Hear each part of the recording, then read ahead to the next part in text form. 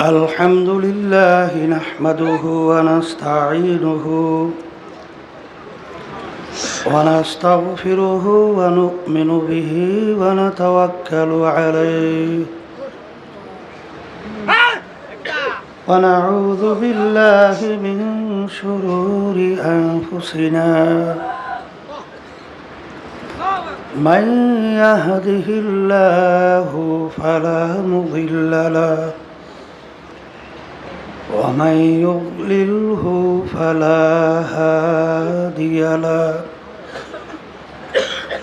ونشهد أن لا إله إلا الله وحده لا شريك له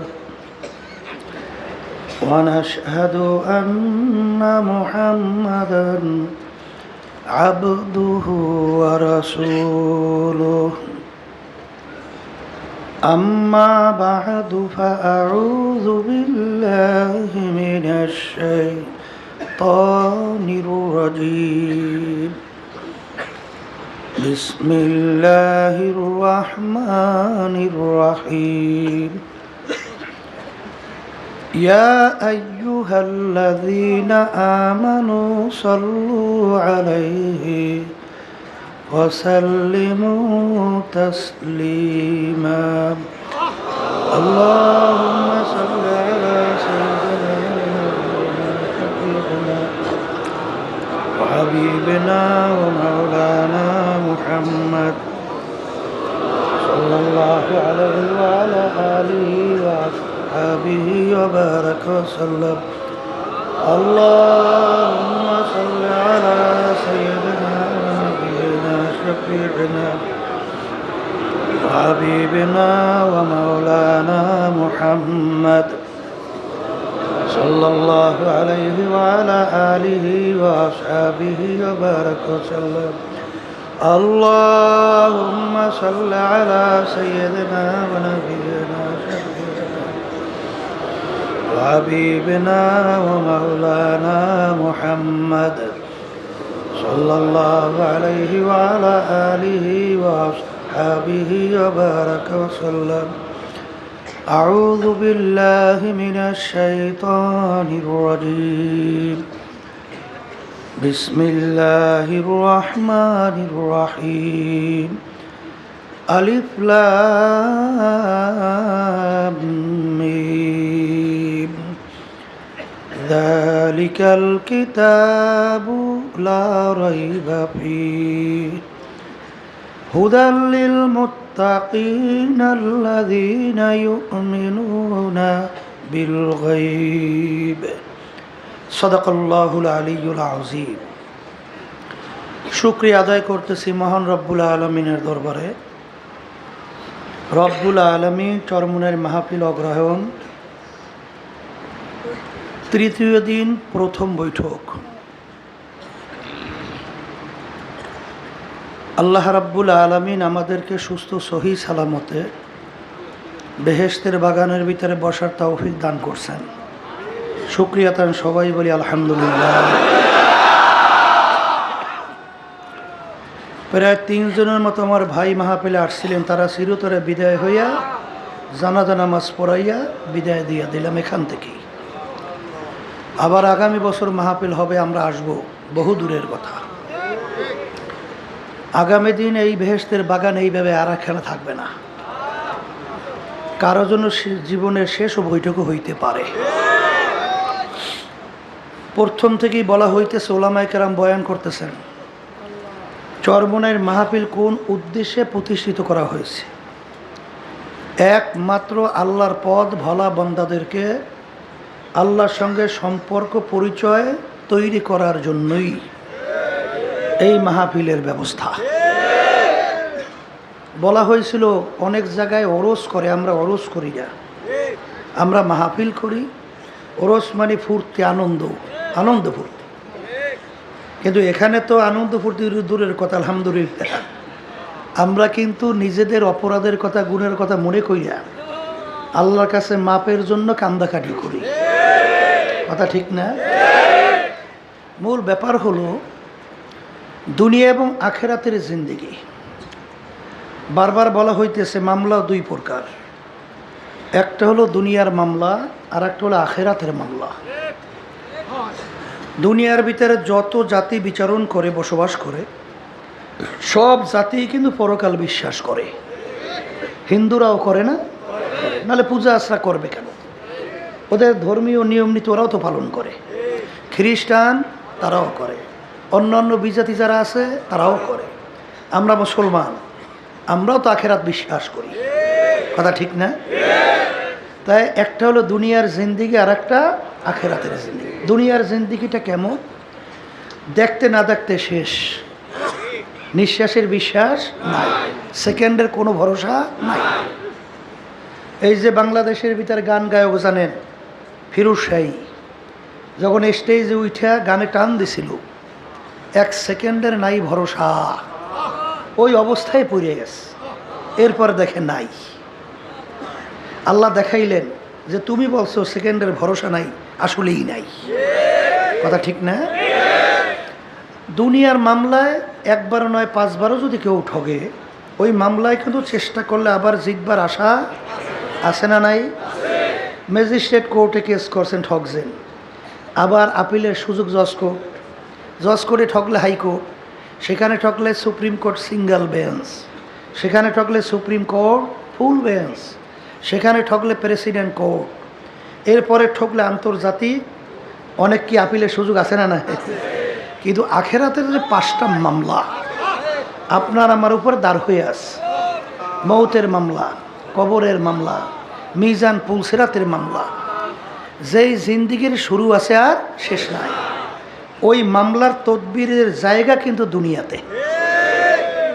একবার যদি খোদা নাখাস্তা কেউ এই আখেরাতের মামলায় ঠগে, দ্বিতীয়বার আপিল কইরা জিতবার সুযোগ আছে নাই। এই মামলার তদবিরের জন্যই ওই আখেরাতের জিন্দিগিতে আমরা যেন পথ চলতে পারি, বেহেশতে যেতে পারি, জাহান্নাম থেকে বাঁচতে পারি, এর জন্যই চরমনাই মাহফিলের ব্যবস্থা, কথা ঠিক না? আমার ভাইদেরকে বলো, পর্দা আলে মা বোনরা যারা শুনছেন, আল্লাহ রাব্বুল আলামিন 18,000 কম বেশি মাখলুকাত আল্লাহ সৃষ্টি করছেন। এর ভিতরে একটা মাখলুকের নাম হলো মানুষ। একটা মাখলুকের নাম কি? আল্লাহ আমাদেরকে সৃষ্টি করলেন কেন? তার ইবাদতের জন্যে। বলেন কিসের জন্যে? ইবাদত শব্দের অর্থ বারবার আমরা শুনতেছি, আবারও বলছি। ইবাদত একটা আরবি শব্দ, বাংলা অর্থ বিশ্বাস। বাংলা অর্থ কি? আর এক কথায় মালিকের হুকুম অনুযায়ী চলা, না, বাংলা অর্থ বিশ্বাস না, মানে মালিকের হুকুম অনুযায়ী চলার নামই হলো ইবাদত। আর উর্দুতে বলে গোলামি, কথা ঠিক না? আর ঈমান মানে বিশ্বাস। তাই যেই কথাটা বলতে চাইছিলাম, মালিকের হুকুম অনুযায়ী চলার নাম কি? ইবাদত।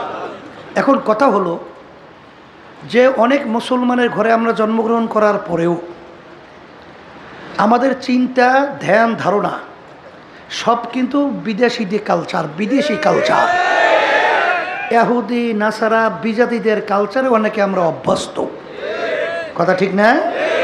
অনেকের কাছে ইসলামের রীতিনীতি, কালচার, আদর্শ, সংস্কৃতি ভালো লাগে না, কথা ঠিক কিনা? এই না লাগার পিছনে কারণ হলো বুঝের অভাব। কিসের অভাব? আর এই বুঝের জন্যই মাহফিলের ব্যবস্থা। আর বুঝবে কারা? বলেন যারা মানুষ, বলেন বলেন।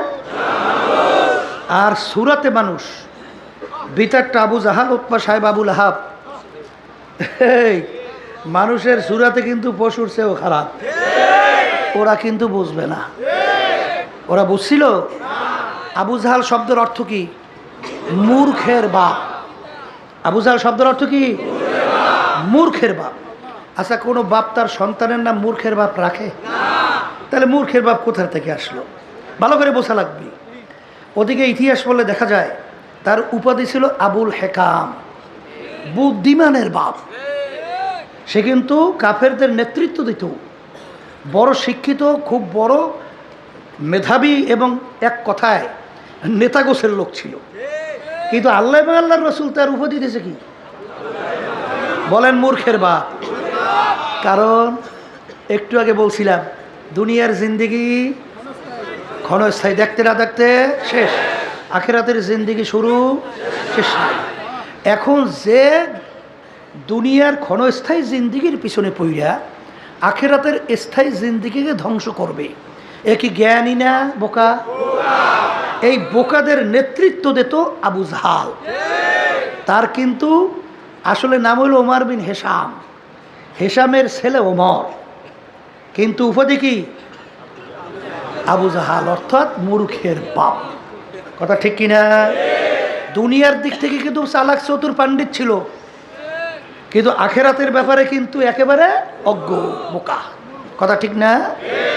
এই জন্যই আমার ভাইদেরকে বলবো, আমি বুঝের জন্য, যেহেতু 3 দিন, কালকে এই মজলিসটা আর পাইতেছেন না, অনেক আমার নতুন বাজানরা আসছেন, দেখলাম তো, দেখাও করছেন অনেক নতুন।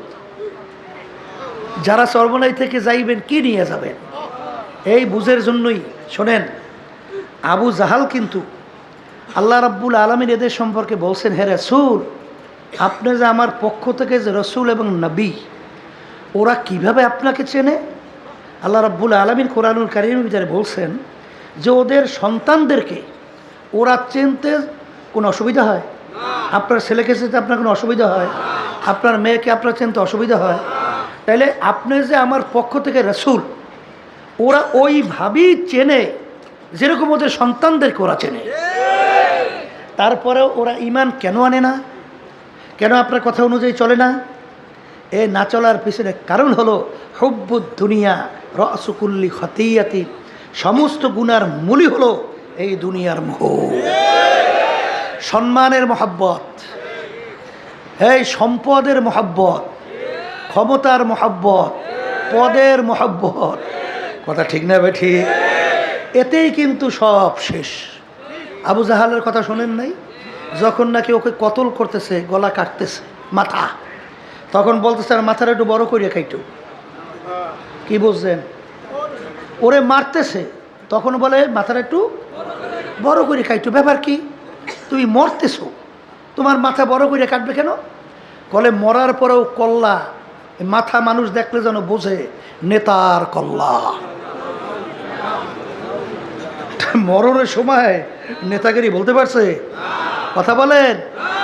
এই দুনিয়ার মোহ যে কত বড় ভয়ানক, ওই আব্বাজান প্রায় উদাহরণ দিয়ে বলতেন না, সংক্ষেপে বলছি, যে এক মেম্বারি করতে করতে সব শেষ, জায়গা জমিনও শেষ, বাজার গাড়িও ঠিকমতো ঘরে চলে না, এরপরেও নির্বাচন আসলেই দাঁড় হয়ে যায়। কি ব্যাপার? ওই স্ত্রী বলতেছে ঘরে ঠিকমতো, বাজারও ঠিকমতো চলে না, আপনি মেম্বারি আসলেই মেম্বারি দাঁড় হন, কারণ কি? পাইছেন কি? কলে কি পাইছি তুমি বুঝবা কি? কলে তা কি?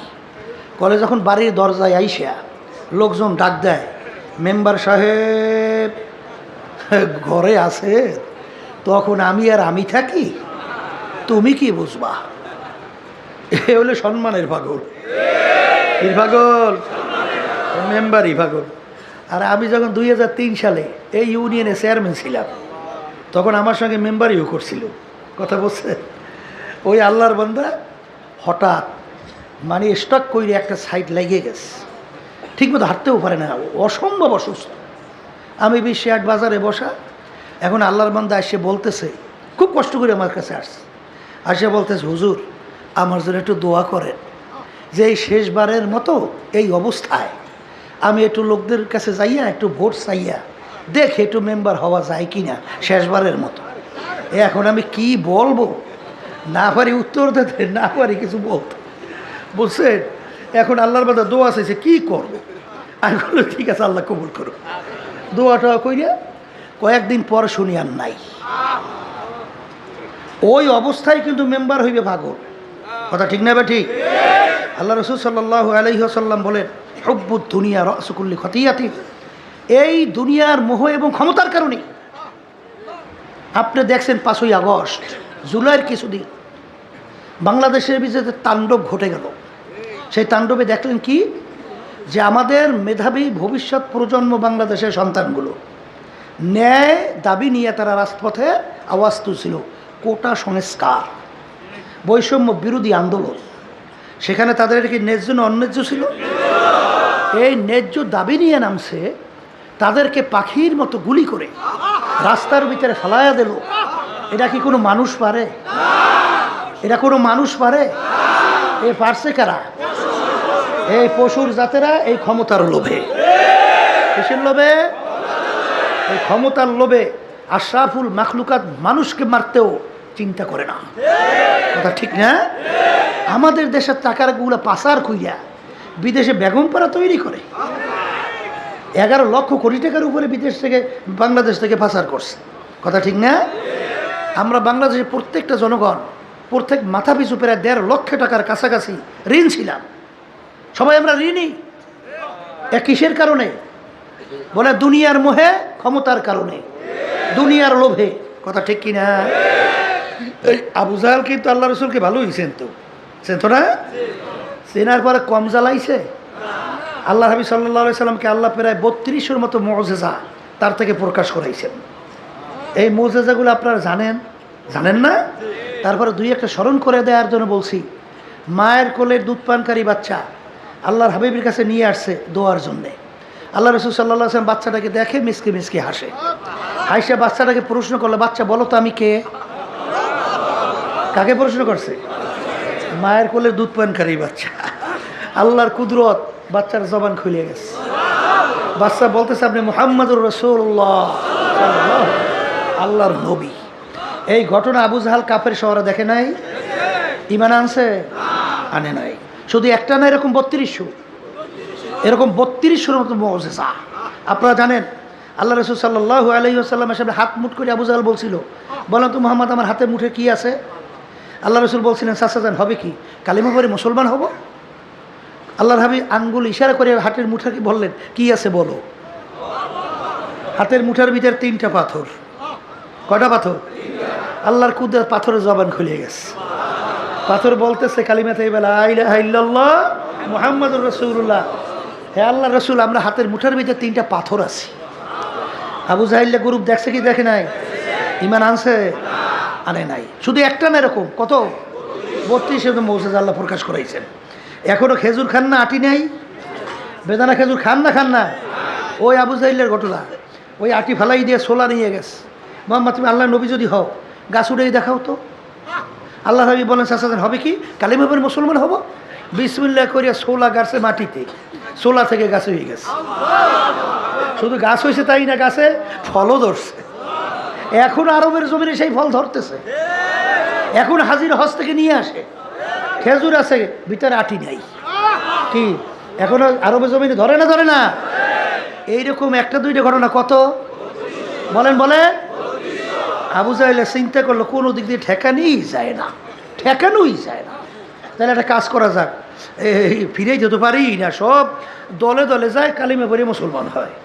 এখন তো বেকায়দা ঠিক করতে হবে, এমন জায়গায় ঠেকাইতে হবে। বলতে বাবা তুমি আল্লাহ নবী? হ্যাঁ। আকাশের চাঁদ 2টা করে দেখাইতে পারো? আকাশের চাঁদ।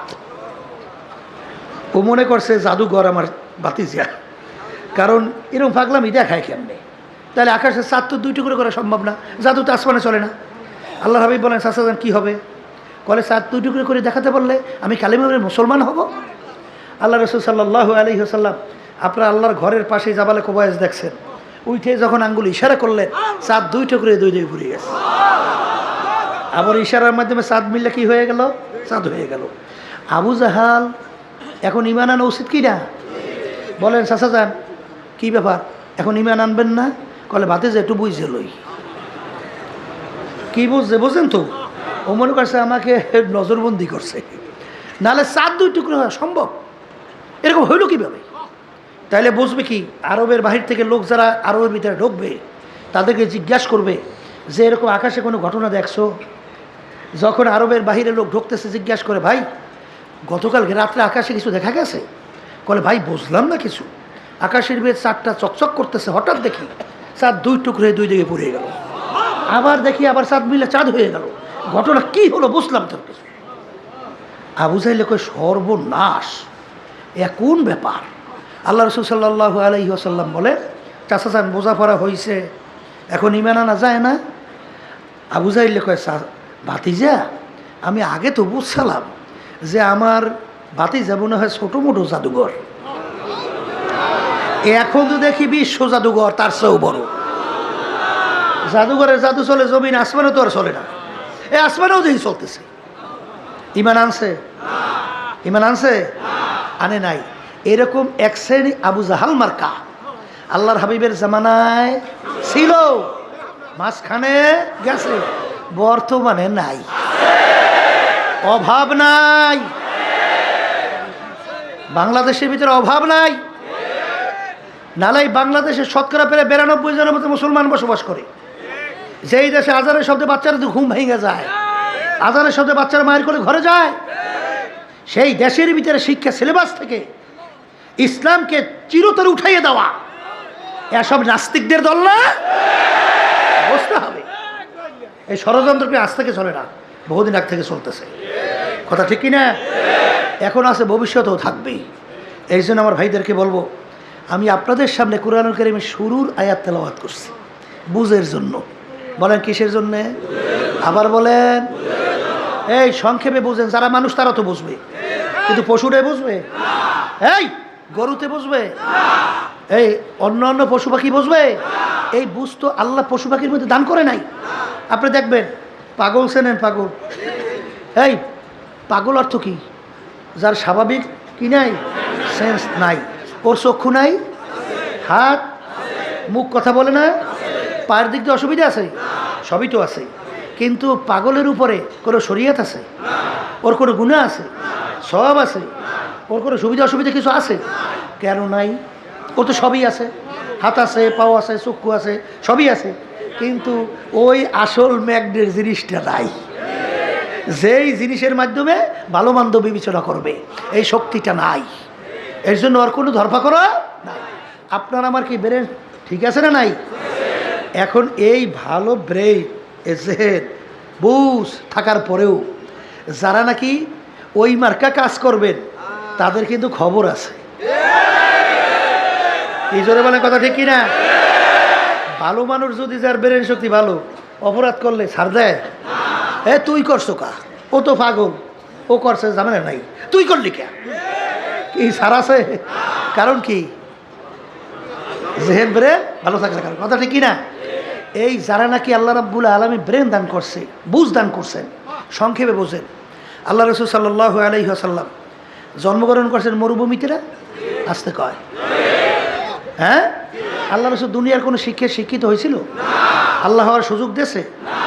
এই জন্য আল্লাহ রসুলকে বলা হয় কি উম্মি। আল্লাহ রসুল নিজের দস্তখত করতে জানতো, সাইনও করতে জানতেন না। কথা ঠিক কিনা? কল আল্লাহ রসুল তা প্রমাণ রাখতেন কীভাবে?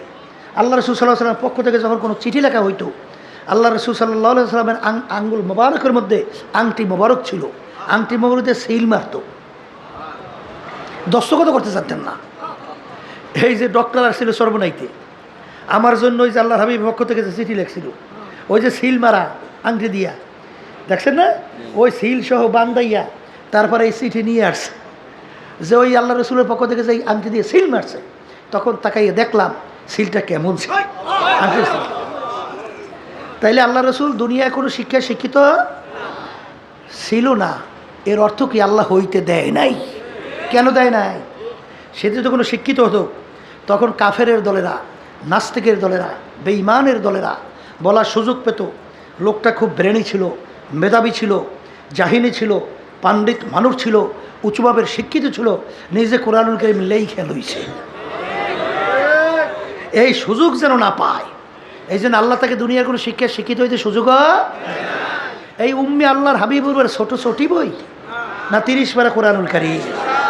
এই 30 পারা কোরআনুল কারীম নাজিল হইল, যার শুরুতে আল্লাহ রাব্বুল আলামিন চ্যালেঞ্জ হিসেবে বলেন যালিকাল কিতাব লা রাইবা ফি।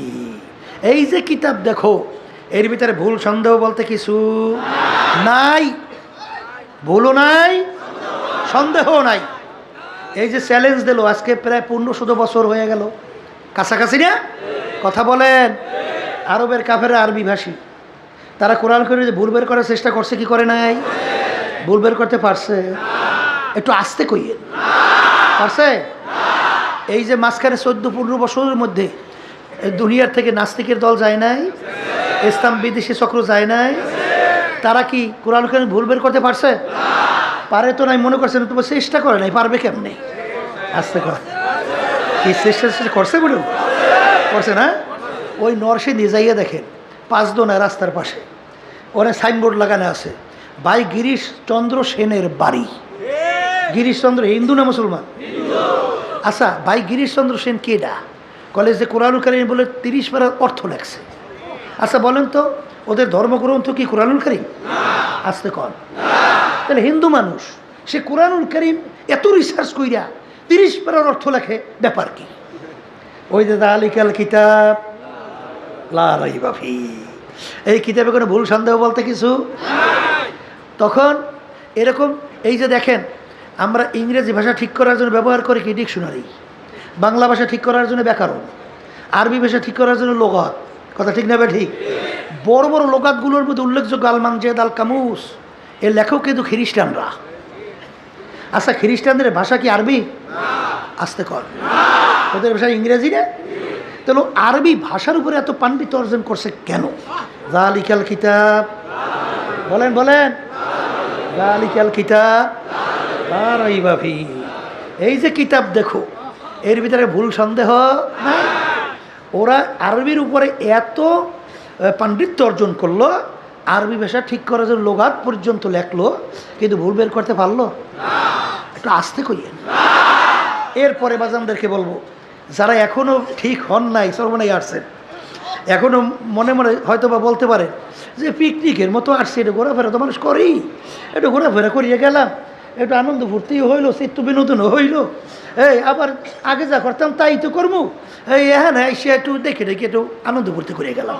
নদীর ভরমে অনেকে যাই নাই, পানি দেখি নাই, লঞ্চ দেখি নাই, একটু যাই এটাই আসলাম, এরকম কেউ চিন্তা থাকতে পারে?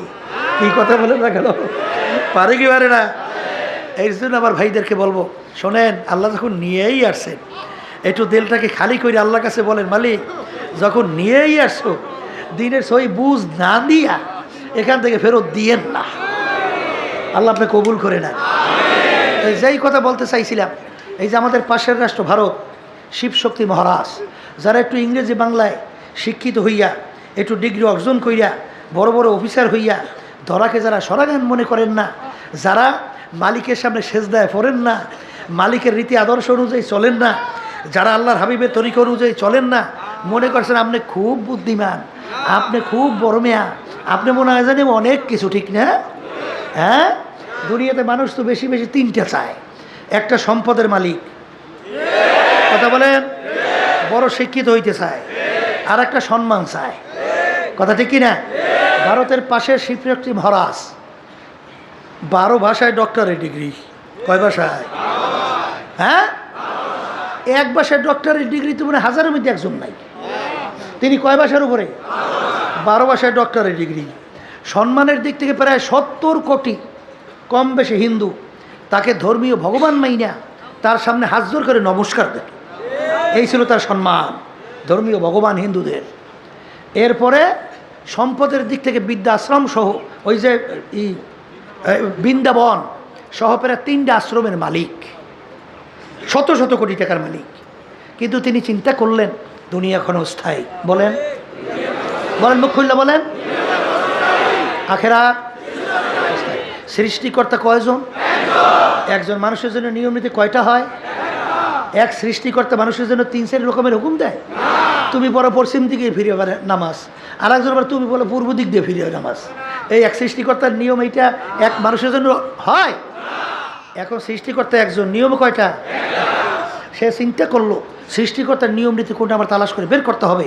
তিনি রিসার্চ করতে করতে এক পর্যায়ে দেখেন যে একমাত্র দুনিয়ার ভিতরে সৃষ্টিকর্তার নিয়ম এবং তার কালাম, তার কিতাব, তার নাম হলো কোরআনুল কারীম। সবাই বলে সুবহান। এরপরে তিনি সিদ্ধান্ত নিয়েছেন মুসলমান হবে।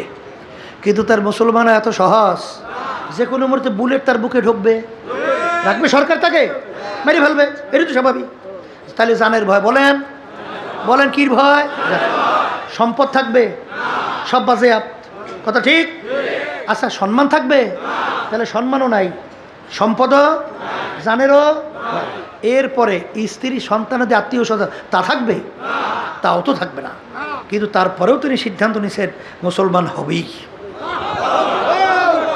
কারণ সে চিন্তা করছে দুনিয়ার এই আনন্দ ভর্তি রাজত্ব, এই মাতুকবাড়ি সরদারি অফিসারগিরি এত দেখতে না দেখতে শেষ। যখন সাদা 3টা কাপড় দিয়ে ফেস দেবে তখন বর্মেয়াগিরি অফিসারগিরি কই আর কিছু থাকবে? তা যেহেতু থাকবে না, আমি এই দুনিয়ার জিন্দিগি তো দেখতে না দেখতে শেষ। কবের থেকে কি হইল, সেদিনকার ঘটনা সব দেখি যুগ হয়ে গেল। সেদিনকার ঘটনা আমরা ল্যাংট হয়ে দৌড়দৌড়ি করছি, এখনো মনে আছে। কিন্তু এখন তো বুড়ো হয়ে গেলাম, এখন নাতিনুত করে নানা হয়ে গেলাম, দাদা হয়ে গেলাম। ওদিকে আয়নার সামনে তাকাই দিয়ে দাঁড়িয়েও পাইকে গেল, ওদিকে এখন বুড়ো মেয়ে বলা শুরু করছে। কোথার থেকে কিভাবে গেল একটু এই জন্য চিন্তা করিয়া মাঝে মাঝে চক্ষু বন্ধ করিয়া পিছনে থেকে তাকাইয়া দেখলে মনে হয় সব স্বপ্নের মতো। বলেন সব কির মতো? বলেন সব স্বপ্নের মতো।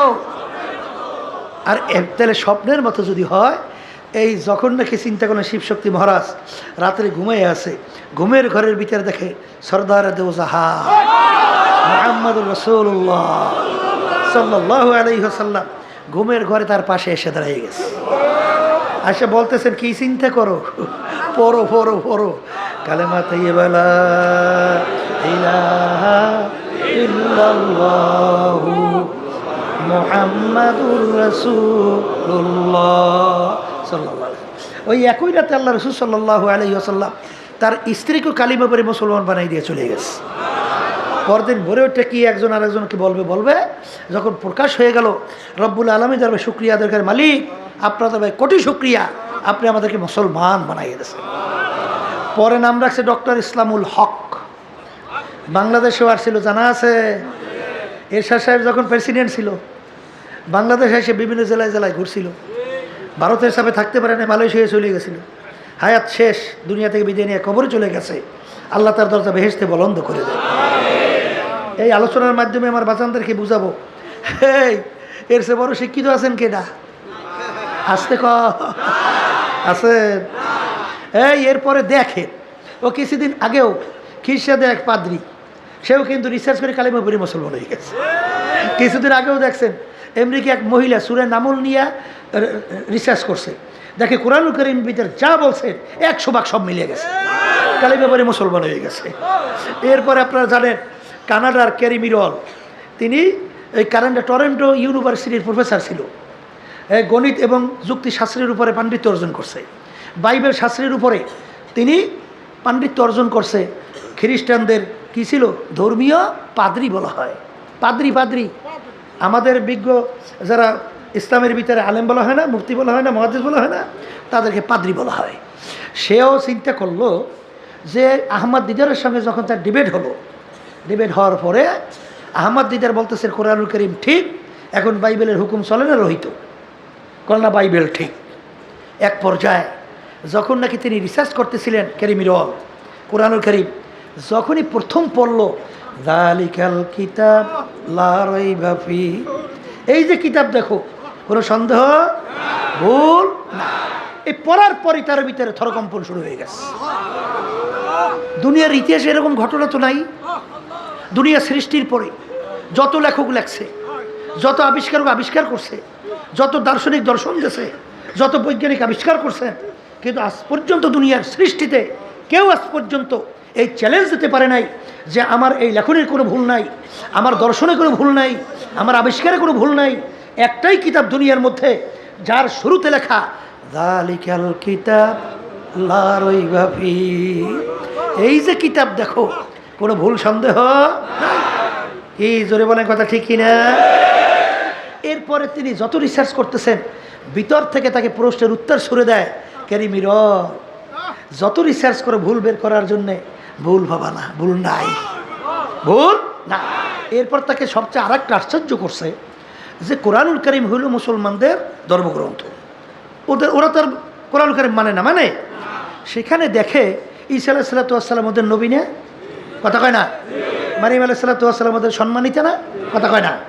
সেখানে কোরআনুল কারীমের মধ্যে এই ঈসা আলাইহিস সালাতু ওয়াস সালাম, মারিয়াম আলাইহিস সালাতু ওয়াস সালামের নাম প্রায় 34 বারের মতো আসছে। সুবহানাল্লাহ কন্যা। সে চিন্তা করলো অন্য ধর্মগ্রন্থ, সেখানে আমাদের নবীর প্রশংসা এতবার আসছে, কারণ কি? এ তো কোনো অন্য ধর্মগ্রন্থে দেখা যায় না। এরপরে মরিয়ম একটা সূরাও তো নাযিল হয়েছে, সূরা মারিয়াম একটা সূরাও নাযিল হয়েছে। তাইলে ব্যাপার কি? ওদিকে আল্লাহ রাসূল সাল্লাল্লাহু আলাইহি ওয়াসাল্লামের নাম আসছে মাত্র 4 বার, তিনি আরও আশ্চর্য হয়ে গেলেন। এরপরে তিনি দেখেন বিজ্ঞানের সাথে কোরআনুল কারীমের সাথে 1400-1500 বছর আগে নাজিল হয়েছে, এখন বর্তমানে বৈজ্ঞানিকরা নতুন নতুন আবিষ্কার করে, তার সঙ্গে কোরআনুল কারীমের টক্কর তো থাকতেই পারে, কথা বলে না? তো টক্কর পাবই। কোরআনুল কারীম পড়ছে একটা, কিন্তু আবিষ্কারের পরে দেখা গেছে আরেকটা। কিন্তু তিনি যখন নাকি এই বৈজ্ঞানিকদের নিয়ে রিসার্চ করা শুরু করছে, দেখে কোরআনুল কারীমের ভিতরে আল্লাহ যা বলছেন 100% সব মেলে। কোরআনুল কারীম নাযিল হয়েছে মরুভূমি। কোন ভূমি? আশেপাশে কোনো পানি আছে? খাল নদী? আল্লাহ রাসূল সাল্লাল্লাহু আলাইহি ওয়াসাল্লাম সমুদ্র দেখছে, কিন্তু সেখানে সমুদ্র সম্পর্কে আলোচনা আসছে না। কোরআনুল কারীম সমুদ্র সম্পর্কে আলোচনা নাই। সেখানে কি আল্লাহ কি বলছেন? মারাজাল বাহরাইনি ইয়ালতাকিয়ান বাইনাহুমা বারযাখুল লা ইয়াবগিয়ান ফাবিআইয়ি আলা রাব্বিকুমা তুকাযযিবান। বৈজ্ঞানিকরা যখন সমুদ্র নিয়ে রিসার্চ করলো, দেখে সমুদ্রের সঙ্গে কোরআনুল কারীমের সঙ্গে পুরাপুরি 100% মিলে গেল। জোরে বলেন সুবহানাল্লাহ। যত বিষয়ে আলোচনা করে রিসার্চ করে দেখে সব মিলে যায়, সব মেলে। কোনো ভুল বের করতে পারছে? একটু আস্তে আস্তে বলে, পারছে? এখনো কোরআন কারীম আমাদের মাঝে আছে না নাই? কথা সংক্ষেপ, এই বুঝবে কারা? আবার কন? আবু জাহিল মার্কা, উৎপা সাহেব আবুল আহম মার্কা বুঝবে? কারা বুঝবে? তাইলে মানুষ যেহেতু বুঝবে কোরআনুল কারীম সত্য। কি কোরআনুল কারীম? বলেন জোরে, ধমক দিয়ে বলেন সত্য। আলহামদুলিল্লাহ। এখন কোরআনুল কারীম অনুযায়ী আমাদের জীবন গঠন করে ওই আখিরাতের জিন্দেগি শুরু আছে, আর শেষ নাই। ওই জিন্দেগির সম্বল কামাই করা লাগবে, কথা ঠিক না ঠিক? এখন আমি বলছিলাম আল্লাহ রাব্বুল আলামিন 18,000 কম বেশি মাখলুকাত বানাইছে, ঠিক না? এর ভিতরে একটা মাখলুক নাম কি? আল্লাহ আমাদেরকে বানাইছিলেন কি জন্য বলছিলাম? ওমা খালাকতুল জিন্না ওয়াল ইনসা ইল্লা লিয়াবুদুন। আমি মানুষ এবং জিন এই দুইটা জাতিকে আমি সৃষ্টি করলাম কেন? আল্লাহ বলতেছেন আমার ইবাদতের জন্যে। সবাই বলেন কিসের জন্যে? আর ইবাদতের অর্থ বাংলা কি করছিলাম? বলেন এক কথায় মুখস্থ করেন, মালিকের হুকুম অনুযায়ী চলা, কথা ঠিক না ঠিক? এখন আমার ভাইদেরকে বলবো, আমার মালিকের হুকুম অনুযায়ী যেই কাজটা হবে সেটা ইবাদতের ভিতরে গণ্য হবে, আর যেই কাজটা মালিকের হুকুম অনুযায়ী হবে না সেটা যত বড় হোক ইবাদতের ভিতরে গণ্য হবে না, কথা ঠিক? এখন আমার ভাইদেরকে বলবো, পর্দা আলে মা বোনরা যারা শুনতেছেন, অনেকে নতুন বাজার হয়তো বা প্রশ্ন করতে হবে, হুজুর তাহলে অন্যান্য মাখলুকাতগুলো আল্লাহ কেন বানাইলেন? ওই সত্য কালামের ভিতরে আল্লাহ বলতেছেন ওয়া খুলিকালাকুম মা ফিল আরদি জামিআ, অন্যান্য মাখলুকাতগুলো আমি বানাইলাম তোমাদের জন্যে। সবাই বলি সুবহানাল্লাহ। এখনই বুঝবেন, আমরা যে সূর্যটা দেখতেছি, সূর্য আমাদের দরকার আছে না নাই? সূর্য না থাকলে মানুষ বাঁচবে? ফসলাদি হবে? তাহলে সূর্য আমাদের দরকার। তাহলে সূর্য আল্লাহ বানাইছেন কাদের জন্য? বলেন আমাদের জন্যে। আচ্ছা, মাছ আমাদের দরকার আছে না নাই? একটা মানুষ না থাকলে মাছের কি হয়? তাহলে মাছ কাদের জন্য? একটা মানুষ না থাকলে সূর্যের কি হয়? তাহলে সূর্য কার জন্য? গাছ আমাদের মানুষের দরকার আছে। একটা মানুষ না থাকলে গাছের কি? কথা ভালো করে বোঝে। গাভী গরু আমাদের লাগে। একটা মানুষ না থাকলে গাভী গরু হয় কি? হালি গরুর দরকার। না থাকলে কি হয়? কিছু হয়? তাহলে সমস্ত মাখলুকাত আল্লাহ বানাইছেন, বলেন আমাদের জন্যে। আর আমাদেরকে আল্লাহ বানাইছেন কেন? বলেন তার ইবাদতের জন্য। এখন ইবাদতের অর্থ কি করছিলাম? বলেন বলেন মালিকের হুকুম অনুযায়ী চলার নামই হলো ইবাদত। আলহামদুলিল্লাহ। এখন আমার মালিকের হুকুম ব্যক্তিগত জীবনে আসতে কয় দেয়? পারিবারিক জীবন, সামাজিক, এই ব্যবসা ক্ষেত্রে, খরচের ক্ষেত্রে, রাজনৈতিক, আন্তর্জাতিক, সূরা সিরাত, পোশাকাদি সর্বক্ষেত্রে আছে। কথা ঠিক না ঠিক? এখন আমার বাজানদেরকে বলবো, আছে না? এখন এই কোরআনুল কারীমের ভিতরে আল্লাহ রাব্বুল আলামিন অন্য আয়াতে বলেন, আল্লাহু আকবার, ইয়া আইয়ুহাল্লাযীনা আমানু দুখুলু ফিস সিলমি কাফা। ঈমানদারেরা, তোমরা যারা আমাকে বিশ্বাস করো, এখন ইসলামের মধ্যে দিনের ভিতরে পুরাপুরিভাবে ঢোকো। বলেন কিভাবে ঢুকতে বলছেন? আব্বাজান একটু উদাহরণ দিয়ে বলতেন, তুমি মসজিদের ভিতরে এক পা রাখছো, বাহিরে আর এক পা। কেউ বলবে তুমি পুরো মসজিদে, কেউ পুরো বাহিরে, বলবেন পুরো মসজিদেও না, পুরো বাহিরে, মাঝামাঝি, মাঝামাঝি। কথা ঠিক কিনা? আচ্ছা, যখন দুই পা দিয়ে মসজিদে পুরো ঢুকছে, দুই পা দিয়ে বাহিরে পুরো বের হয়েছে। কথা ঠিক কিনা? এই আয়াতের শানে নজুল দেখবেন, সবসময় মনে রাখেন। কোরআনুল কারীম সত্য বলছেন আগে না ভুল বলছেন? এই আয়াতের শানে নজুল দেখেন। আব্দুল্লাহ ইবনে সালাম রাদিয়াল্লাহু তাআলা আনহু, তার শানে এই আয়াত নাযিল হয়েছে। আব্দুল্লাহ ইবনে সালাম রাদিয়াল্লাহু তাআলা আনহু প্রথম বয়সে ইহুদি ধর্মের মধ্যে ধর্মের লোক ছিল। কোন ধর্মের? আমরা মুসলমান, আমরা একটা ধর্ম না? এই মুসলমান ধর্মের ভিতরে কুত্তার গোশত খাওয়া কি হ্যাঁ হারাম। আচ্ছা, ইহুদি ধর্মের ভিতরে উটের গোশত খাওয়া ছিল হারাম। কথা ঠিক কিনা? তাহলে যে ধর্মীয় যে জিনিসটা হারাম জানে, তার প্রতি ঘৃণাও তো আছে, আছে না? এখন আব্দুল্লাহ ইবনে সালাম রাদিয়াল্লাহু তাআলা আনহু ইহুদি ধর্মের লোক, পরে মুসলমান হয়ে গেল। কিন্তু ওই যে উটের গোশত জীবনে খায় নাই, ঘৃণা গেছে না? আছে, আছে তো। এখন অন্যান্য মুসলমানদেরকে বলতেছে, হে আমার মুসলমান ভাইরা, আমি যখন ইহুদি ধর্মের মধ্যে ছিলাম, ধর্মীয় উটের গোশত হারাম ছিল, খাই নাই, প্রমাণ করেও দেখাইছি। এখন মুসলমান ধর্মে উটের গোশত খাওয়া হালাল, ওটাকে আমি হালাল জানি। ভালো করে বোঝেন, আমি ওটাকে হালাল জানি, কিন্তু যেহেতু কোনোদিন খাই নাই, আমার খাইতে একটু ঘৃণা লাগে, তোমরা খাও। হালাল কিন্তু জানছে, খাইতে কি লাগে? এই শব্দের পরিপ্রেক্ষিতে আল্লাহ রাব্বুল আলামিন এই আয়াত নাযিল করে, হে আব্দুল্লাহ ইবনে সালাম, আমার হালালকে হালাল জানলে হবে না, খাইয়া প্রমাণ করে দেখানো লাগবে।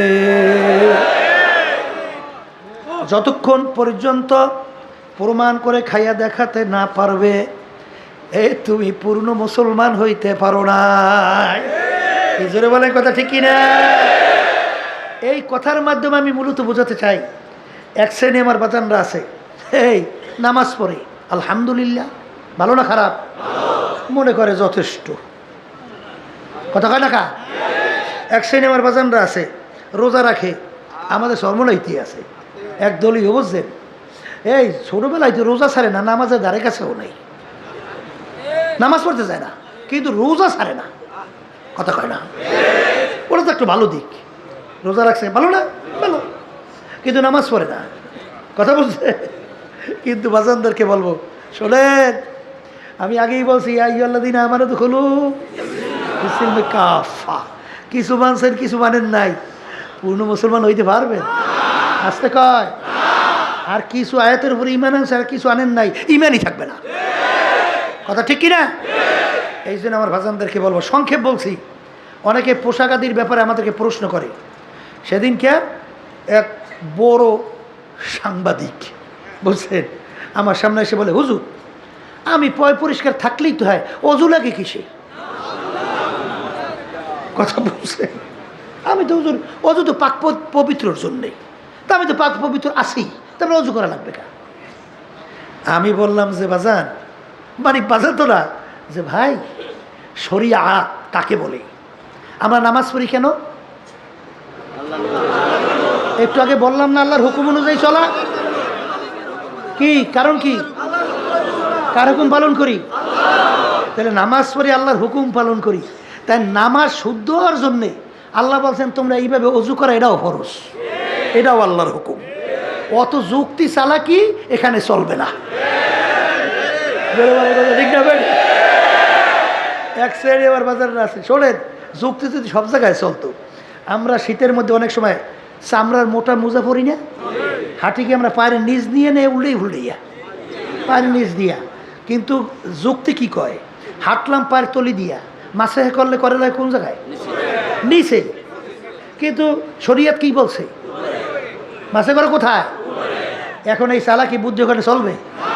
শরীয়ত যেটা বলছে ওইভাবে মাইনে নেওয়ার নামে কি কোন শব্দ? মুসলমান। ও অনেকে মুসলমানের কথাটা বলি নেই মনে হয় না? মুসলমান আরবি শব্দ বলেন। মুসলমান কি শব্দ বলেন? বলেন। ইংরেজিতে বলে সারেন্ডার। ইংরেজি কি? আর বাংলা অর্থ আত্মসমর্পণ। কবি এক কথায় বুঝাতে দিয়ে বলছিলেন মুসলমান তো বলি আমরা ঠিক, মুসলমানি বুয়াদ গরদান মেহাদান এনানে খোদ বাদাস্তে খা জাদাদান।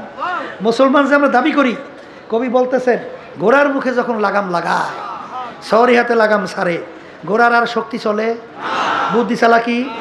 লাগামওয়ালা যেভাবে ঘোড়ার সওয়ারি চালায়, ঘোড়া সেইভাবে চলতে হয় না উল্টো পুল্টো চলে? এই তাহলে বুঝা গেল আমরা যারা কালিমে পড়ছি এর অর্থ কি? কালিমার লাগাম মুখে লাগাবার পরেই মুসলমান হয়েছি।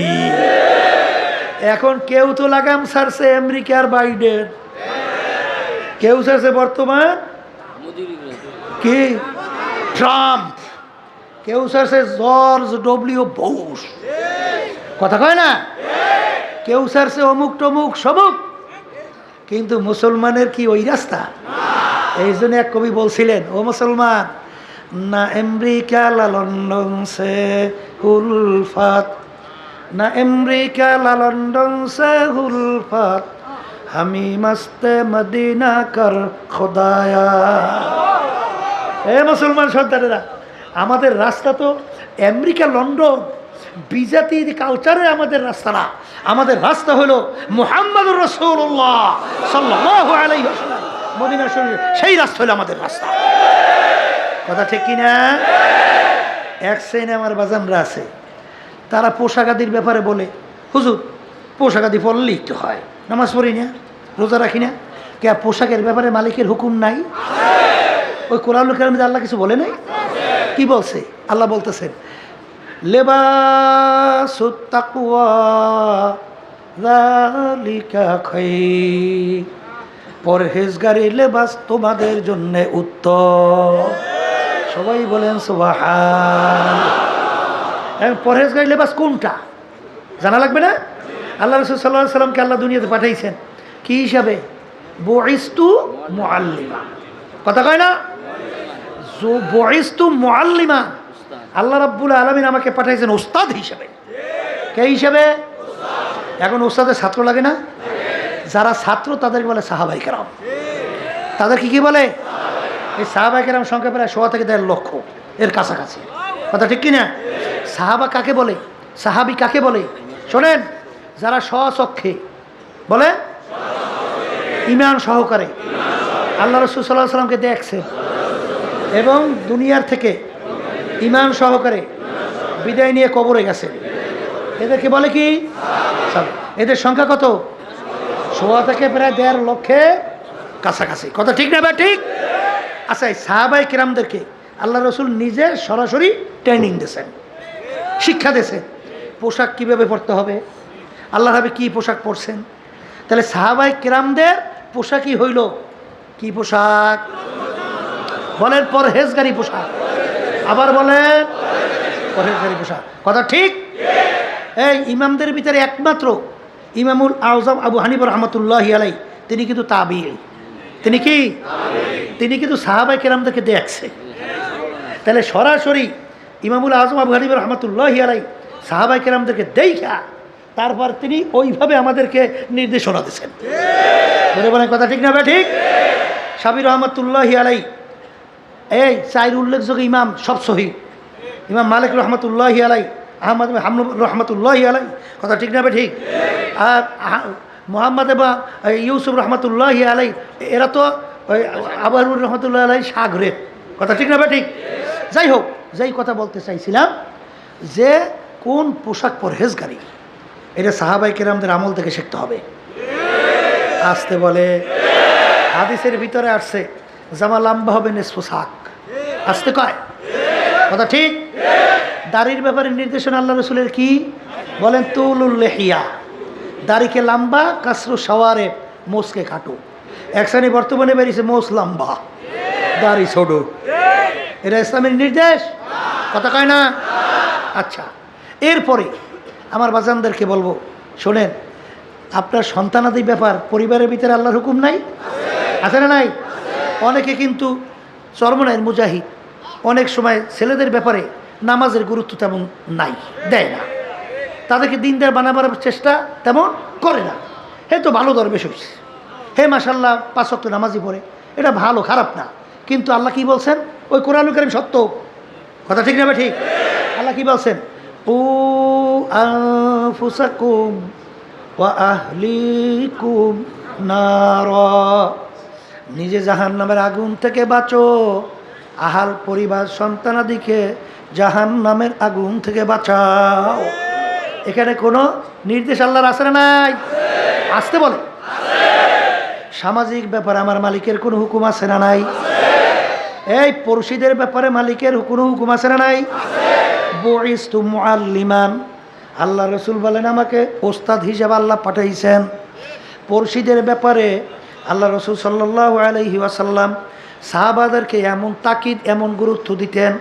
সাহাবায়ে কেরাম অনেকাংশে বলেন, হে আল্লাহ রসুল, পড়শিদের ব্যাপারে এমনভাবে আপনি আমাকে তাকিদ দিছেন, মনে হয় যেন আমাদের ইন্তেকালের পরে তারা কি আমাদের জমি জমার ওয়ারিস হবে নাকি, এরকম তাকিদ। কথা ঠিক না? ঠিক। কিন্তু বর্তমানে এক শ্রেণী আমার বাজানরা নিজে খুব খাইয়ে লইয়া মোটা তাজা ভালো, আসতে বলে। পড়শি টাকার অভাবে চিকিৎসাও করতে পারে না, ঠিকমতো পোশাকাদিও পরতে পারে না, ঠিকমতো সংসার ভাত অনেক সময় অনাহার অর্ধাহারে থাকে। হে তো খুব গ্রামে একটা কথা আছে, মৌজে থাকে। ওদিকে ছেলে সন্তান বন্ধু বান্ধব লইয়া সে তো বিনোদনে যায়, হ্যাঁ, ঘুরতে যাইয়া শত লক্ষ কোটি টাকা খরচ করিয়া আসে, লক্ষ লক্ষ টাকা খরচ করে। ওদিকে গরিব অসহায় আশেপাশের পড়শিদের ব্যাপারে কোনো খবর নাই। কথা ঠিক না? ঠিক। পড়শিরা যদি অনাহারে অর্ধাহারে কষ্ট করে, তুমি খানা খাও নাই, জাহান্নামের আগুন পেটে ঢুকাইছো। বলে কথা ঠিক না? ঠিক। এখানে ইসলামের নির্দেশ আছে না নাই? আছে। এরপরে ব্যবসা ক্ষেত্রে আমার মালিকের কোনো হুকুম আছে না নাই? এক শ্রেণী আমার বাজানরা আল্লাহু আকবার, আল্লাহু আকবার, বুঝলেন? এই কোন জানি চরমনের মুজাহিদ, পুরানো কম না, মানে অনেকদিন চরমনে আসে। এখন আমাকে বলতেছে, হুজুর ব্যবসার জন্য এই আমি লোন নিতে চাই। লোন বুঝলেন? সৌদি ব্যাংক থেকে লোন নেবে, সুদ। আমি শুই না, আমি চাইয়ে রইলাম। সুদের 70টার মতো গুণা, এর সবচেয়ে ছোট গুণা হইল নাউজুবিল্লাহ ঘৃণা জমাবার জন্য, মায়ের সঙ্গে অপকর্ম, এর এই ঘৃণা জমাবার জন্য সেও কঠিন। সেই গুণা চরমনে এসে এই বুঝ পাইল সুদ। আল্লাহ কি বলছেন কোরআনুল কারীমে? কি নির্দেশ? আহাল্লাল্লাহুল বাইআ ওয়া হাররামার রিবা, তোমাদের জন্য আমি ব্যবসাকে হালাল ঘোষণা করলাম, সুদকে হারাম ঘোষণা করলাম। কি কথা কয় না? হুশ থাকতে সুদের কাছে যাওয়া যাবে? জোরে কাছে যাওয়া যাবে? ওরে কপাল পোড়ারা, এই সম্পদ দিয়ে করবা কি করবা? চাহিদা শেষ আছে? আজ পর্যন্ত কেউ করতে পারছে? বাংলাদেশ সবচেয়ে বড় ধনী, বিদেশে যাই চুরি করছে। কথা কয় না? তাইলে বুঝা গেল ওর অভাব যায় নাই, ওরা আরো দরকার। কথা ঠিক কিনা? ঘুষ খাইয়া মোড়া তাজা হইয়া খুব বাবু হয়েছে, কথা বুঝেন নাই? ওই যে বলছিলাম যে পোলা নাই, মাইয়ে নাই, বাচ্চা নাই, গাচ্চা নাই, ওদিকে ঘুষ নেওয়ার ব্যাপারে কমতি নাই। হাদিসের ভিতরে আসছে যে ঘুষ দেওয়ান না, ঘুষ নেওয়ান না, দোনোটা জাহান্নামী। যেন বলে কথা ঠিক কিনা? তাহলে এখানে আল্লাহ ব্যবসাকে কি করছেন আর সুদকে? এখানে ইসলামে কোনো নির্দেশ আছে না নাই? আছে। আমার বাচ্চাদেরকে বলবো, এরপরে আপনার এই রাজনৈতিক ব্যাপারে তো কবা লাগে, এখানে কবু না বলবো না, বলতে পারবো এরকম বলা লাগবে না। এটা আমরা করি ইবাদতের জন্যে। আবার বলেন কিসের জন্যে? নামাজ পড়ি কেন? কার হুকুম? আমার মালিক কি বলল? আকিমুস সালাহ। এই জন্য নামাজ আদায় করি, নামাজ প্রতিষ্ঠার জন্য চেষ্টা করি। কথা বলেন। সেই রব্বুল আলামিন তো কোরআনুল কারীমের ভিতরে বলছেন আকিমুদ্দিন। আসতে বলে, আসতে বলে আকিমুদ। এখন দিন কলে হুজুর এখন রাত্র বললেন যে দিন, দিন কাকে বলে বোঝা লাগবে। আল্লাহ রাসূল সাল্লাল্লাহু আলাইহি সাল্লাম বসা, সাহাবায়ে কেরামরা বসা, ওমর রাদিয়াল্লাহু তাআলা মজলিসে ছিলেন। সাহাবায়ে কেরাম বলতেছেন ব্যক্তি আসলো, আমরা কেউ তাকে চিনি না, আমরা তো কাউকে তাকে চিনি না। ব্যক্তি মুসাফিরও না। যদি মুসাফির হতো তাহলে মুসাফিরের সঙ্গে কিছু চিহ্ন আলামত থাকে না? এরকম কোনো আলামত চিহ্ন নাই। ব্যক্তি পোশাক একেবারে সাদা দবদবে, কোনো ময়লা টয়লা কিচ্ছু নাই। কথা ঠিক না? ওদিকে আবার চুল একেবারে সাজানো গোছানো পরিপাটি কালো মিশমিশে। আগন্তুক ব্যক্তি কেউ আমরা চিনি না। সে মজলিসে ঢুকেই সরাসরি চলে গিয়ে আল্লাহ রাসূল সাল্লাল্লাহু আলাইহি ওয়াসাল্লাম তার হাঁটু মুবারকের সঙ্গে হাঁটু মনে মিশেই বসছে। কথা ভালো করে বলছে। সাহাবায়ে কেরাম সব চুপচাপ। ব্যাপার কি? এ ব্যক্তি কে? এত বড় সাহস! আল্লাহ রসুলের হাঁটু মুবারকের সঙ্গে মিশেই বলল। আমরা কেউ চিনি না। তা আদব কি? যেহেতু আল্লাহ রসুল কিছু বলেন না, সাহাবায়ে কেরাম তো কিছু বলতে পারে না, তারা চুপচাপ করিয়া দেখতেছে। অন্য রাতের ভিতরে আসছে যে দুই হাঁটুর উপরে আল্লাহ হাবিবের দুই হাঁটুর উপর হাত রাখছে। আচ্ছা, রাখার পরে আগন্তুক ব্যক্তি আল্লাহ রাসূল সাল্লাল্লাহু আলাইহি ওয়াসাল্লাম তাকে প্রশ্ন করলেন, মাল ঈমান ইয়া রাসূলুল্লাহ সাল্লাল্লাহু আলাইহি ওয়াসাল্লাম, হে আল্লাহ রাসূল, ঈমান কাকে বলে? আল্লাহ রাসূল সাল্লাল্লাহু আলাইহি ওয়াসাল্লাম বলেন, শাহাদা আশহাদু আল্লা ইলাহা ইল্লাল্লাহ ওয়াহদাহু লা শারীকা লাহু ওয়া আশহাদু আন্না মুহাম্মাদান আবদুহু ওয়া রাসূলুহু লা ইলাহা ইল্লাল্লাহু মুহাম্মাদুর রাসূলুল্লাহ। এই যাকে বলে ঈমান। তখন প্রশ্নের উত্তর শুনেই প্রশ্নকারী বলতেছেন, সাদাকাতা ইয়া রাসূলুল্লাহ সাল্লাল্লাহু আলাইহি ওয়াসাল্লাম। সবাই বলেন সুবহানাল্লাহ। প্রশ্নকারী বলতেছেন, আল্লাহ রাসূল আপনি সত্যই বলছেন, ঠিক বলছেন।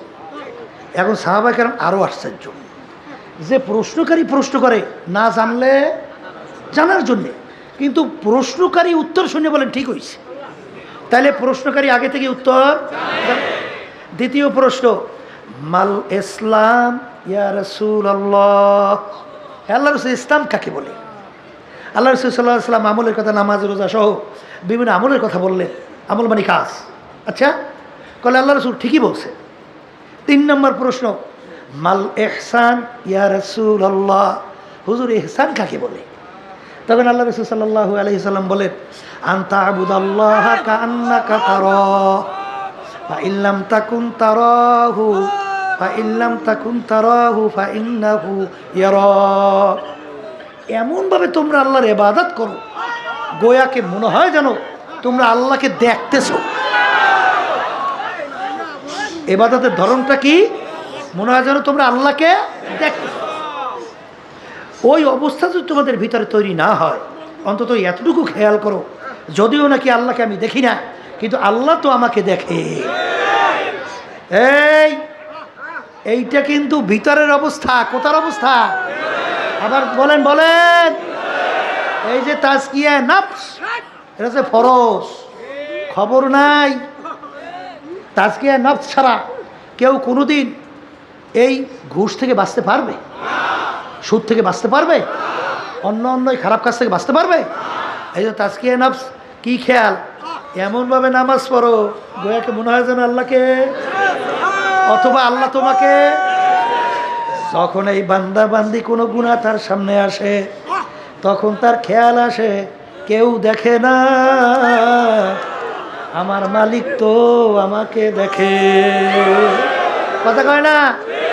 এই হাদিসের ব্যাখ্যায় মুহাদ্দিসিনে কেরাম পড়াইতেন, আব্বাজান বলছিলেন আল্লাহু আকবার, যে এই হাদিসের ব্যাখ্যাটা কিভাবে কলে, যখন নাকি জজের সামনে আসামি দাঁড় হয়, সে কি জড়সড় হইয়া দাঁড় হয় না সিনা টান করিয়া দাঁড় হয়?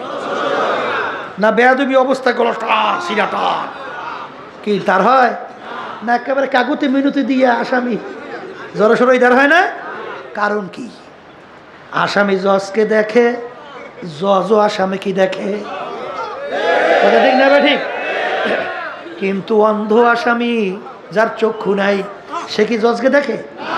কিন্তু সে যখন জজের সামনে দাঁড় হয়, কেমনে দাঁড় হয়?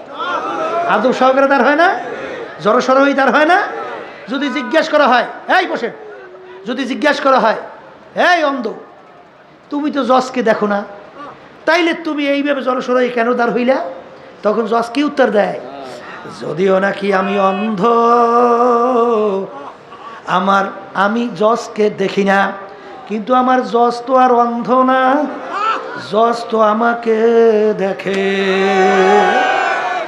এই জন্য আমি এরকম আদব সহকারে জড়সড় হইয়া দাঁড় হইছি। জোরে বলেন কথা ঠিক না ঠিক? তাহলে ইবাদতের ভিতরে অবস্থান কয়টা হবে? জোরে বলেন কয়টা? দুইটা বলেন কয়টা? একটা হয়তো বা আল্লাহকে দেখতেছি, অথবা আল্লাহ আমাকে দেখতেছি। এখন আপনি ইবাদত করেন কোন খেয়ালে? একটাও আছে, কিন্তু দুইটার একটা যদি না হয় ইবাদত কবুল হয়? হবে? এখন যখন এই কথা বললো, এই আগন্তুক ব্যক্তি বলতেছেন, সদাকতা ইয়া রাসূলুল্লাহ, হুজুর আপনি সত্যই বলছেন। আগন্তুক ব্যক্তি চলে যাইতে আস, কি করতেছে? চলে যাইতে আস। এখন চলে যাওয়ার পরে আল্লাহ রাসূল সাল্লাল্লাহু আলাইহি ওয়াসাল্লাম সাহাবায়ে কেরামদেরকে বলতেছেন, যে ব্যক্তি যে আসছিল তোমরা কেউ চেনো? কথা বলে না? কাদেরকে প্রশ্ন করছেন? সাহাবায়ে কেরাম বলতেছে, আল্লাহ রাসূল না, আমরা চিনি না। তখন আল্লাহ রাসূল সাল্লাল্লাহু আলাইহি ওয়াসাল্লাম বলেন, জিবরাইলু আতাকুম লিউআল্লিমাকুম দীনাকুম। সবাই জোরে বলেন সুবহানাল্লাহ। আল্লাহ রাসূল সাল্লাল্লাহু আলাইহি ওয়াসাল্লাম বলেন, জিবরাইল আমিন আসছিল কেন? তোমাদেরকে দ্বীন শিক্ষা দেওয়ার জন্যে। সবাই বলেন সুবহানাল্লাহ। এখন কি পাইলেন?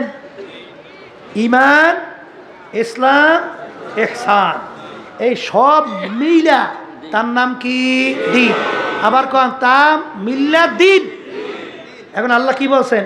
আকিমুদ্দিন, তোমরা দ্বীনকে প্রতিষ্ঠা করো। কথা কয় না? কোরআনুল কারীমের ভিতরে রাষ্ট্র পরিচালনার ব্যাপারে কোনো আয়াত আছে না নাই? আর একটু আস্তে কম তো। এইটা রাষ্ট্র ছাড়া এটা বাস্তবায়ন যায়? কোনোদিন পারবেন? এক শ্রেণী বর্তমানে বাইরেছে, আমাকে যাইতে বাইরে, মানে আমাকে মতো হুজুর আলেম সুফির আছে, এরা বলে আমরা রাজনীতি করি না। এরা নাউজুবিল্লাহ কর না? হ্যাঁ, রাজনীতি করি না।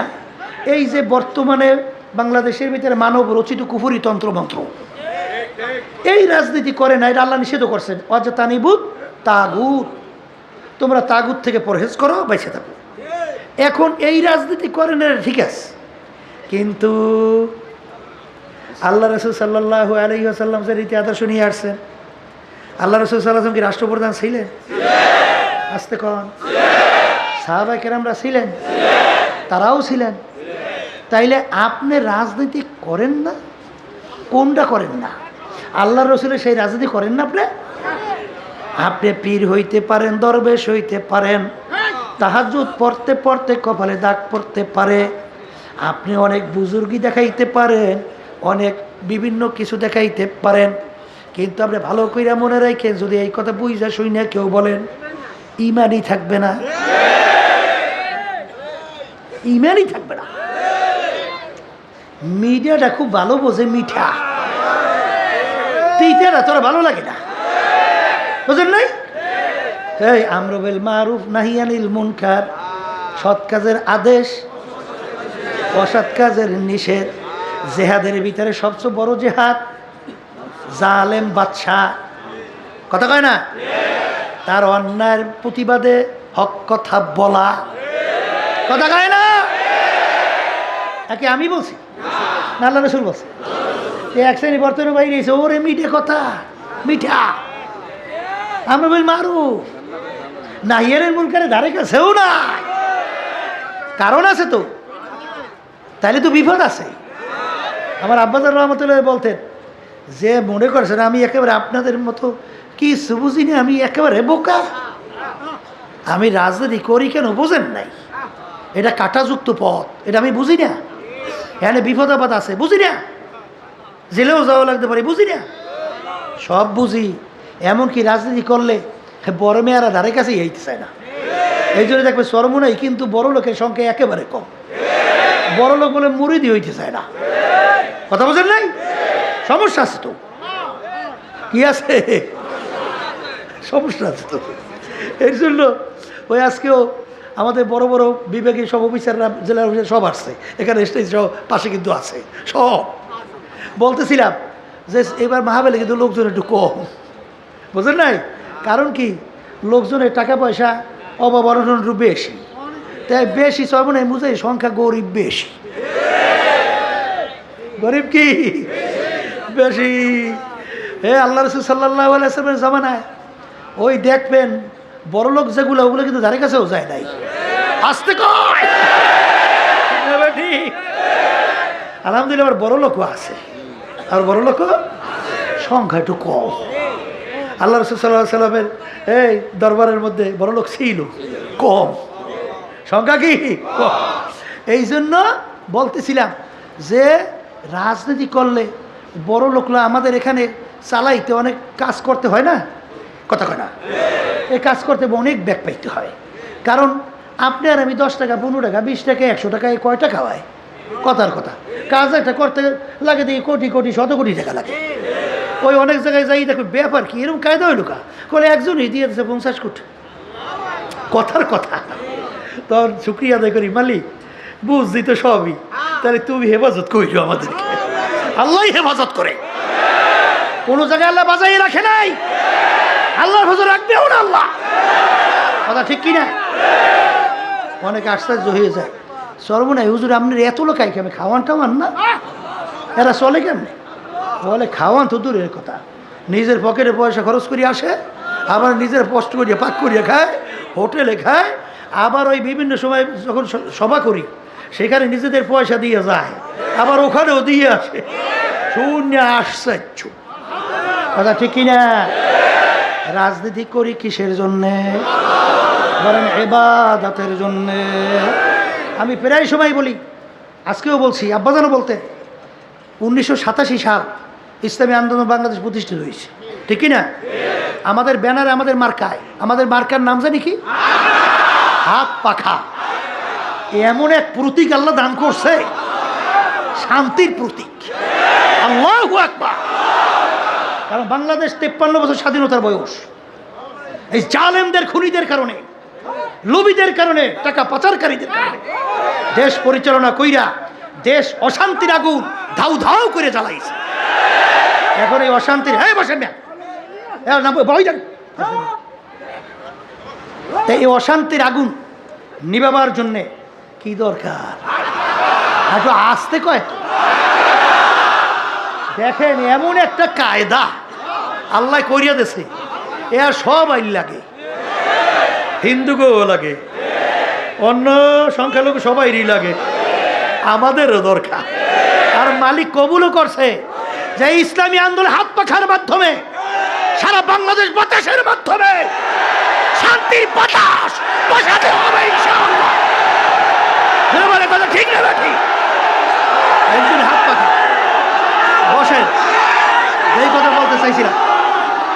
বসেন বসেন বসেন, তাড়াতাড়ি তাড়াতাড়ি বসতে হবে।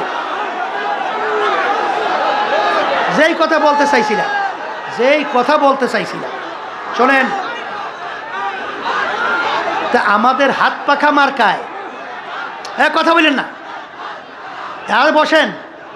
আমাদের 1987 সাল দল প্রতিষ্ঠিত হয়েছে, এখন পর্যন্ত এই মার্কায় একটা এমপিও কি আমাদের সংসদে গেছে? যায় নাই। এর অর্থ কি? আমরা দল খুব ছোট, ছোট লাগে বলে আমাদের তো তেমন লোকজনই নাই। আছে? মনে করছেন কি আমরা কি বুঝি না? আপনারা যে বিভিন্ন কায়দায় ওই যে সিঁড়ি হইয়া, পরকাছা হইয়া, আপনাদের সিঁড়ি বানাইয়া ক্ষমতায় যাইয়া দুই একটু এমপি টেমপি একটু হইয়া একটু যে একটু গরম গরম বিভিন্ন সম্মান, বিভিন্ন কায়দায়, এ বুঝি আমরা বুঝি না? না, আমরা বুঝি না।